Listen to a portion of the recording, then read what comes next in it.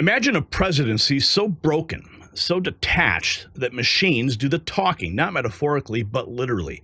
What if I told you the most powerful office in the world has been reduced to a mechanical farce? 2 robotic pens silently stamping documents while the president drifts in and out of consciousness. This is not a plot from a dystopian novel. This is the chilling reality of the Biden administration's final days.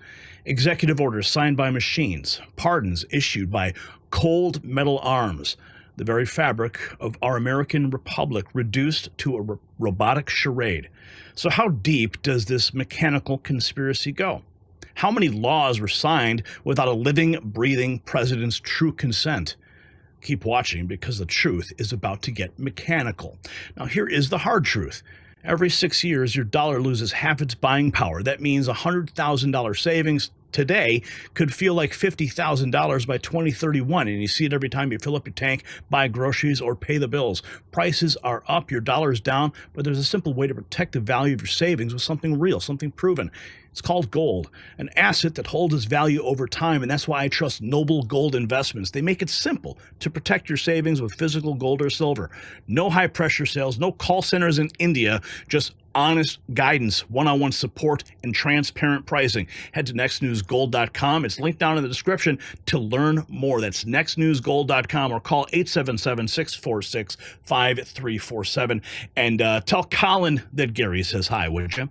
All right, so the Biden RoboPen scandal hitting crisis mode. Whistleblowers say Biden aides used twin Autopen robots to stamp pardons and executive orders while he napped. And laws were passed while Biden slept, rewriting America with no president awake. We are breaking down all of the dirty details. Let's go. So, the decline cover-up was confirmed today in the White House press room. Our cameras were there and captured it all. Ducey of Fox, Peter Ducey. Will Trump declassify smoking gun files proving Biden's cognitive collapse? Caroline Leavitt admits no search has been ordered yet, but calls the cover-up one of the worst scandals ever and suggests staffers forged the orders with an Autopen. Let's go to that moment earlier today. About it extensive, Peter. The president can declassify anything that he wants. Has he looked to see if there are any records here that would contradict what we've been told about Joe Biden's decline? He has not directed anyone, to my knowledge, to look into that, but surely I can ask him if he intends to. I think the president has spoken on this pretty extensively, and I have spoken about it extensively from this podium as well, how it was truly one of the worst political scandals this country has ever seen, that the previous administration covered up the decline in the former president's mental and physical ability, and it's now all coming out. But the American people knew the truth, and that's one of the many reasons why President Trump won the election on November 5th. And President Trump says that he basically thinks unelected Biden staffers concealed his decline so that they could use the levers of power for their own personal gain. Well, look, that's not just the president thinking that, Peter. There's a new book out. I don't know if any of you have heard about it. Again, a little bit too late, because the American people knew the truth on this from the very beginning. And there were reporters in this room, including some from your network, Peter, I'll give you a little bit of credit here, who have said that clearly Joe Biden's staffers were engaging in this cover-up. So this is common sense. This isn't the president making it up. These are facts that are now finally being revealed. Right, and I'm not saying the president's making it up, but he specifically talks about the Autopen. He thinks that staffers were using this Autopen. Mm-hmm. Is there some kind of like a badge that you have to swipe to use an Autopen? Is there a record of that? I can tell you here at this White House, the president signs any document that has legal implications. The president signs every executive order. He signs every proclamation. He signs pretty much every document that is needed for the president's signature, with the exception of maybe some letters to children. From what we have heard and seen, that was not the case in the previous administration, and the president is raising good questions that are worth looking into. Peter. So, subpoena storm has begun. Oversight Chair James Comey just demanded sworn testimony from Biden's doctor and 4 ex-aides over the Autopen cover-up. Missed the May 29 deadline, and contempt votes strike. America inching closer to learning who really ran the robot pen. Here's the headline. Chairman Comer demands testimony from Biden's doctor, former White House aides, on cover-up of mental decline. Oh, yes, baby. It's happening. Copycat signatures now exposed. A Fox investigation shows Biden Autopen scrawl plastered on stacks of executive orders he couldn't even recall.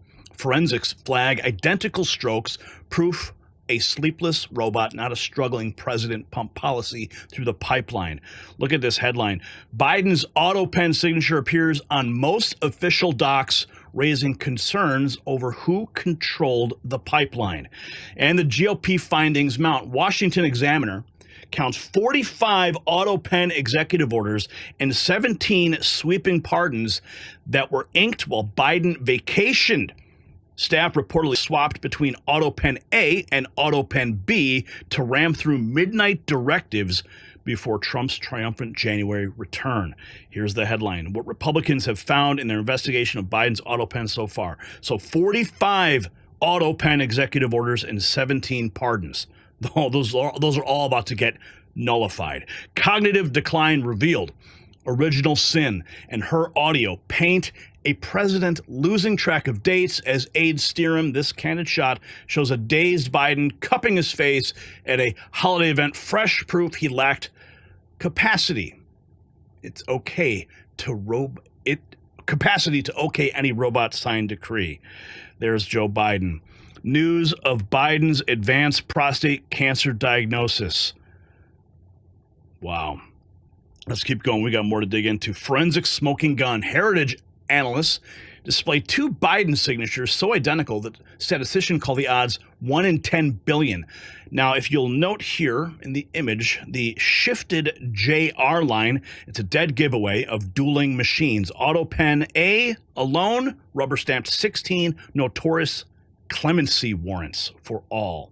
So you can see the two Autopens, and the JR is slightly different on Autopen A. And this is the list of all of them. So June 13th, commutation for Brittany Krambeck. December 30th, pardon of Gary Parks Davis. Pardon, and then also, these are all December 30th. Pardon of Edward Lincoln, Ducato III. Pardon of Vincent Ray Flores. Pardon of Beverly Ann. Pardon of Charlie Bynes. Pardon of John Dix Knock III, April 28th of 2023. Commutation for 31 individuals.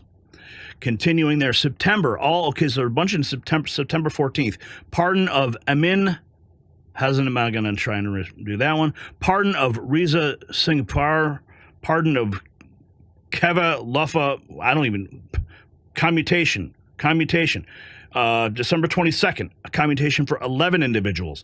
December 12th, pardon of 39 individuals.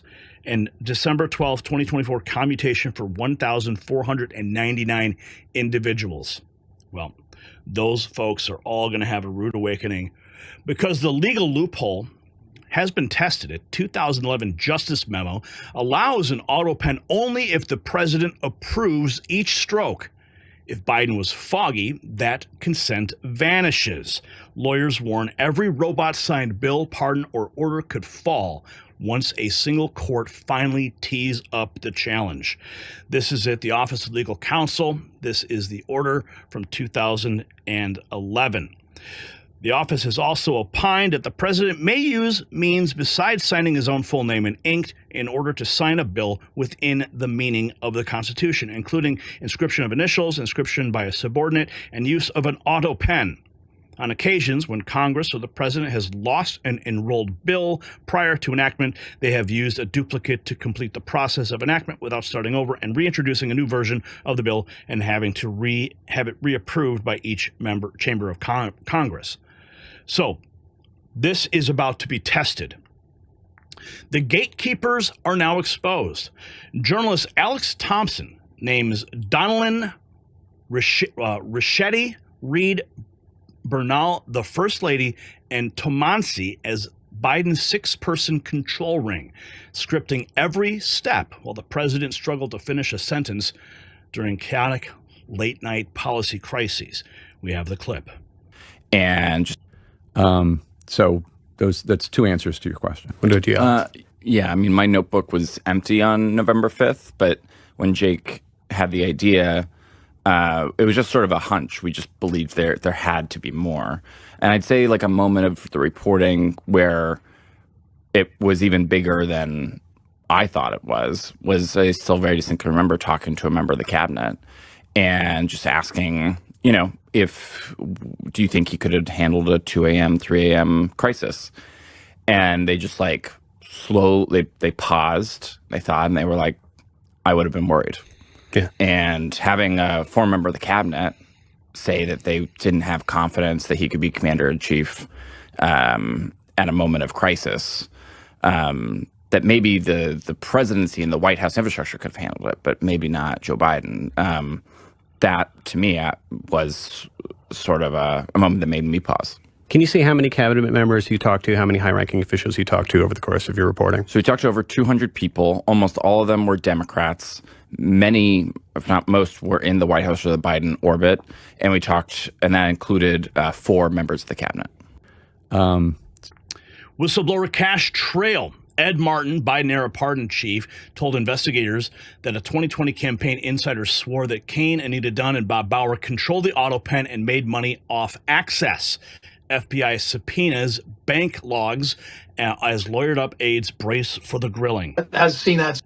Ed, I'm from Maryland, not North Carolina, so I'm not that bright. Did I miss what the news was? You said you'd make news. What was the news you made? The news was that nobody knows until that I was writing to these folks at the U.S. Attorney's Office, and including the Biden family. I don't think anybody has seen that. So my point is I'm bragging about being there early. Everybody got to this 120 days later. Did they reply, or you just sent them letters? No, they didn't. What'd they say? Well, a couple of them lawyered up, and one of them wrote directly. I won't talk about what they said. And can you and you probably won't tell us, but can you characterize who the whistleblower was? It someone who worked in the Biden White House? Biden campaign, 2020 campaign at the highest levels. 2020, and who are the 3 people they said were doing this for money? This is the one who's let me say it carefully. Yeah. The gatekeepers. Different characterization of who was using the access, but the gatekeepers were Klain and Anita Dunn and Bob Bauer, and those 3 were really dominant characters in the White House. Richetti a little bit, and obviously Jill, but I think that was the 3. I was with this person, and I said, "What about Susan Rice? What about some of these others?" And they said, "No, these were the ones." And Digging deeper, the media mask slips. CNN anchor Jake Tapper privately reacted, holy smokes, to Biden's stumbling answers, yet told viewers he's fine. Proof the corporate media buried alarming decline, letting Autopen edicts glide past watchdogs who relied on their coverage. Because obviously we can't. What were you thinking in those first few moments when the president had a hard time completing sentences? We had these iPads. Dana Bash, my co-moderator, and I had these iPads so that we could write to the people in the control room, because obviously we can't talk to them, and there was only 1 or 2 commercial breaks. And I wrote, holy smokes, like during that first rambling, awful non-answer where he said, we finally beat Medicare. Mm-hmm. I just couldn't believe it. Look, I mean, we had all seen him aging. Yeah. We had all seen him tripping and misspeaking. We had all seen evidence of decline, but the Biden team, family and senior advisors, were telling everybody, not just media, not just the public, but also Democratic donors and members of Congress, their own cabinet, he's fine, he's fine, he's fine, he's fine. What were you... And so were you, Mr. Tapper. You were part of the cover-up. No amount of podcasts or books is going to clean your soul, sir. You are an accomplice to these crimes against America. So keep talking. You're only digging your hole deeper. The hushed panic revealed newly surfaced notes show Tapper knew insiders were frantically shielding Biden, but withheld the story until it was time to sell his book. The strategic silence bought staff months to spray Autopen signatures across policy with zero challenge. The moment where I knew it was a story more than anybody knew was the debate. That was really the moment for me, and I was seeing it in person because I was a co-moderator of the debate. The moment that I thought, I want to cover it was a few days before the election, where I thought Trump's probably going to win. And I'd been talking to enough Democrats behind the scenes that I knew how many of them blamed Biden for all of it. I talked to Alex the day before the election because he was just a guest on my show. And I said, I want to write a story about what happened, Biden's decision to run for re-election and how they hid this all as much as they could. The moment where I knew it was a story more than... It blows my mind to hear him talking like this. I mean, he was part of it. Chains of custody during a press Q&A of visibly confused Biden froze when challenged to recall orders he supposedly signed. Stunned observers asked who secretly controlled the Autopen. Undeniable proof the presidential signature power had drifted to unelected insiders. You are going and looking at who was controlling this Autopen, because Joe Biden, I mean, he's demonstrating that he doesn't have all the cognitive capabilities they had. That interview was from 2023. Yeah, that's hard evidence. Early in the President Biden's term as president, it clearly shows that he was in significant mental decline. It questions who was actually making the decisions. So what we found is not just with the pardons he issued, but many of the executive orders that the courts are now using to Trump-proof many of the executive orders that President Trump is trying to implement to make government more efficient. Many of these executive orders, as well as the pardons of Biden's entire family as a result of our investigation, these were all signed with the Autopen. And clearly from that interview, which was many, many months prior to the heavy use of the Autopen, Joe Biden wasn't capable of making decisions. He wasn't coherent.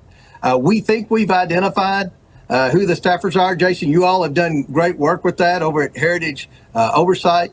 We're going to bring everyone that we believe was involved in any role in the use of the Autopen. We're going to invite them to come in for a transcribed interview. If they want, then they will receive a subpoena and they will have a full-blown deposition. But we want to find out who was actually making the decisions in the White House during the last 9 months of the Biden administration when he was clearly in mental decline. It's getting deeper. Nullify the Robot Inc. Washington Post veteran columnist Sally Quinn decries Jill Biden's role as textbook elder abuse, while Byron Donalds brands Autopen Gate bigger than Watergate. Calls surge to void every robot sign order and probe the hidden handle turners. All the first lady. We need to listen to what Axios reporter Alex Thompson had to say about the inner circle controlling Biden at the end of his term. Watch this. The people that were in charge were Mike Donilon, Steve Ricchetti, Bruce Reed, Anthony Bernal, the First Lady's chief of staff, the First Lady, and Annie Tomasini. Those were the people that saw him the most and that had the most control over what he was doing and his day-to-day. Well, clearly, Congressman, he is naming names. And we have the Washington Post columnist, Sally Quinn, accusing former First Lady of elder abuse. What do you say to that, Congressman? Elder abuse. It is elder abuse. It is. There's no doubt about that. And all of these officials that were in the Biden White House, as far as I'm concerned, they need to come in front of the Oversight Committee because questions need to be answered. Last thing I will say on this is, depending on when the president truly was not in control of his mental faculties, a lot of the stuff that he did as president, in my view, should be invalidated. And the reason why is because you can't use an Autopen to run the country. It has to be from the mental capabilities and the physical capabilities of the person elected to be commander-in-chief. And so if Joe Biden could not execute the duties of his office, then why are we living under a lot of the decisions that was made by the Biden White House? So there's a lot of investigations that need to occur on this matter. This is a major scandal, in my view, the biggest one in presidential history. We can now put Watergate to bed because the Autopen is now in front of us. Stay informed, Patriots. If this thread armed you with raw truth, smash follow for Next News Network. Our White House hard pass keeps us in the briefing room, grilling power face-to-face. Expect more receipts, zero censorship, and updates. The swamp praise you will miss. And here is an example of what an Autopen looks like. Of course, this is like a consumer model. I'm sure the one that the White House used to sign those executive orders and policies doesn't look anything like this. But you can see that's sort of an example.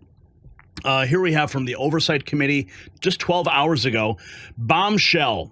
Chairman Comer is demanding testimony from Biden's doctor and former White House aides over the cover-up of President Biden's mental decline and potentially unauthorized Autopen use for sweeping executive action.